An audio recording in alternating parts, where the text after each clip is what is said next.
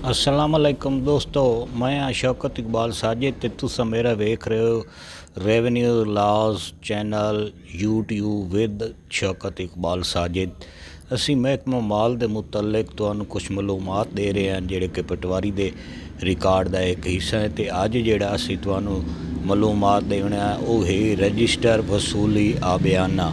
अच्छा, रजिस्टर वसूली आबियाना की होंदा है? इहदे विच जिहड़े मौजे के जितने जिमीदार हैं उहदा नां लिखिया वहिंदा है तो वो सारे उन्हें जितने जिमीदार उन्हें नावां ते बाद उन्होंने किले ते मुरबे ते पूरी उन्होंने हिस्टरी जितना रकबा किसी कोल होंदा वो लिखिया वहिंदा ते उहदे उत्ते जिहड़ी वो फसल गड्डेंदे जिहड़े हुकूमत के तरफों उन्होंने जिहड़े नूं पंजाबी मामला आखदे ने इहनूं आंदे ये आंदा है आबियाना। अच्छा, ये फसल दे उत्ते लाया वहिंदा है किले सिर ते मुड़ महकमा माल दे जिहड़े एहलकार हैं वो उन्होंने जिम्मे आंदा कि हर काश्तकार को आबियाना जिहड़ा वो हर 6 महीने बाद वसूल करें तो वो बकायदा एक महकमे की तरफों तो परवाना बना के दिता वहिंदा जिमीदारां दे जितने मिसाल है कोई ना हमेशा शहादत है तो रकबा इतना तो मामला 50 रुपया तो वो लिखे वहिंदा तो चौकीदार के जरिए वसूल करके तो सरकारी खजाने जमा कराए वहिंदे। इहनूं आखदे रजिस्टर